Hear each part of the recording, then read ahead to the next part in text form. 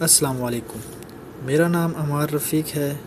میں ایک سیریز شروع کرنے جا رہا ہوں جس کا نام نبیوں کے واقعات ہیں۔ اس سیریز میں ہم ایک ایک کر کے سارے نبیوں کا ذکر کریں گے۔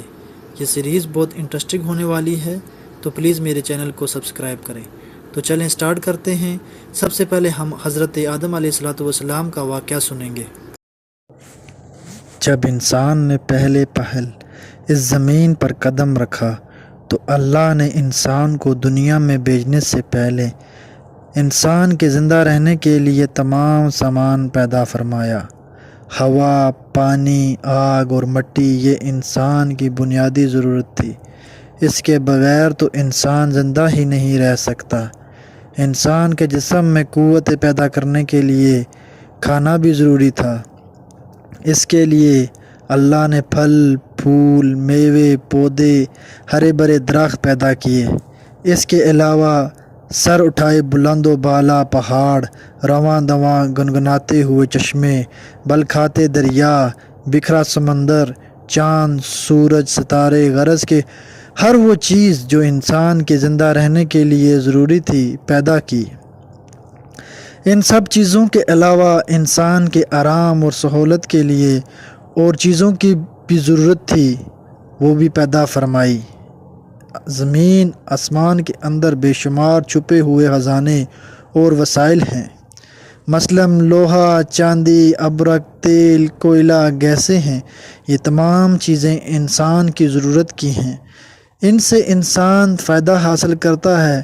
ان تمام چیزوں کو زمین کے اندر سے نکالنے اور دریافت کرنے کے لیے ایک ایسی ذی عقل اور علم رکھنے والی ہستی کی ضرورت تھی جو ان تمام چھپی ہوئی اوجھل چیزوں کو ڈھونڈ کر نکالے اور اپنے ہی لیے کارآمد بنائے۔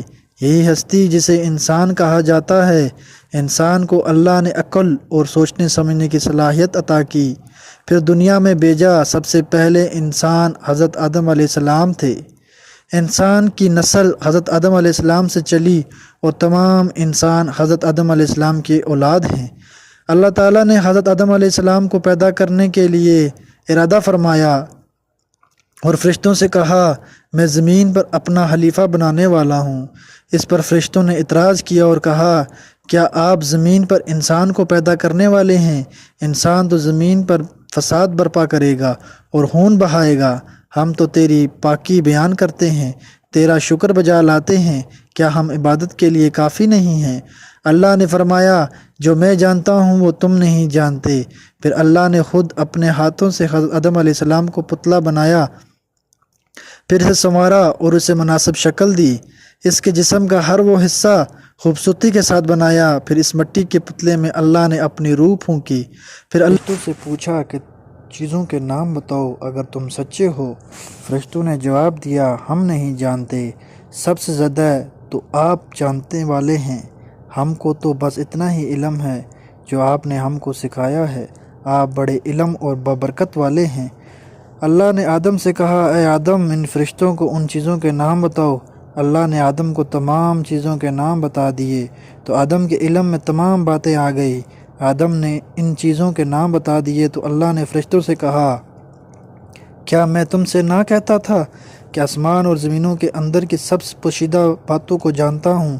جو کچھ تم ظاہر کرتے ہو اور چھپاتے ہو سب کا علم رکھتا ہوں۔ اللہ تعالیٰ نے فرشتوں سے کہا کہ آدم کو سجدہ کرو۔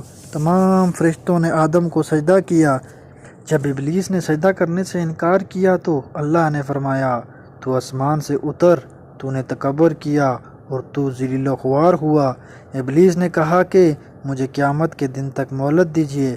اس پر اللہ نے فرمایا، تجھے مہلت دی گئی۔ ابلیس نے کہا، میں تیرے بندوں کو گمراہ کروں گا اور ہر طرف سے ان کو گھیرے میں رکھوں گا اور وہ تیرا شکر بھی نہیں کریں گے۔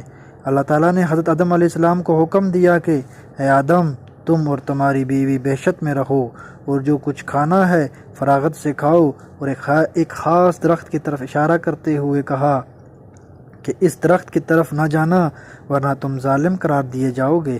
چنانچہ حضرت آدم علیہ السلام اور بی بی حوا آرام سے رہنے لگے۔ تو شیطان نے دونوں کے دلوں میں وسوسہ ڈالا کہ تمہارے رب نے تم دونوں کو اس درخت کے قریب جانے سے اس لیے منع فرمایا کہ کہیں ایسا نہ ہو کہ تم ہمیشہ ہمیشہ کے لیے زندہ رہنے لگو۔ میں تمہارے خیر خواہ ہوں اور تم دونوں کی بھلائی چاہتا ہوں۔ شیطان کے فریب میں آ کر حضرت آدم علیہ السلام اور حوا نے درخت کا پھل چکھا تو دونوں بہشتی لباس سے محروم ہو گئے۔ ان کے جسم سے بہشتی لباس اتر گیا اور دونوں اپنے اوپر جنت کے پتے جوڑ جوڑ کر رکھنے لگے۔ ان کے رب نے ان کو پکارا اور کہا، کیا میں نے تم دونوں کو اس درخت کے قریب جانے سے منع نہیں کیا تھا اور یہ نہ کہا تھا کہ شیطان تمہارا دشمن ہے؟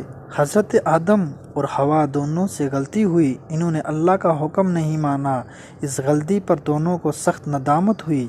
آدم نے اللہ سے معافی طلب کی اور دعا کی، اے میرے رب، ہم نے اپنے نفس پر ظلم کیا، اگر آپ ہم پر رحم نہ کریں اور ہماری مغفرت نہ کریں تو ہم نقصان اٹھانے والوں میں سے ہوں گے۔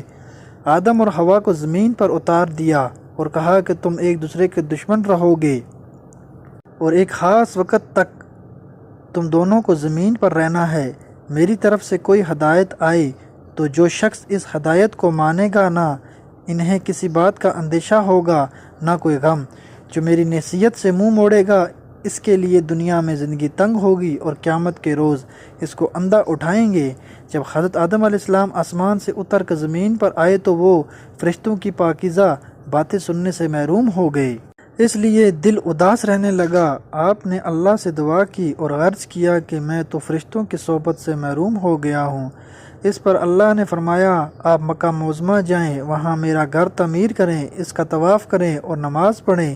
چنانچہ آپ علیہ السلام جبرائیل امین کے ساتھ مکہ معظمہ گئے، وہاں کعبے کی بنیاد رکھی، نماز پڑھی۔ حضرت آدم علیہ السلام کے واقعے سے ہمیں سبق ملتا ہے کہ جس کام کو اللہ نے کرنے سے منع فرمایا ہے وہ نہ کریں، جو کام کرنے کا حکم دیا ہے وہی کریں، یہی عبادت ہے، یہی نیکی ہے، نیکی عبادت ہے۔ بہت بہت شکریہ۔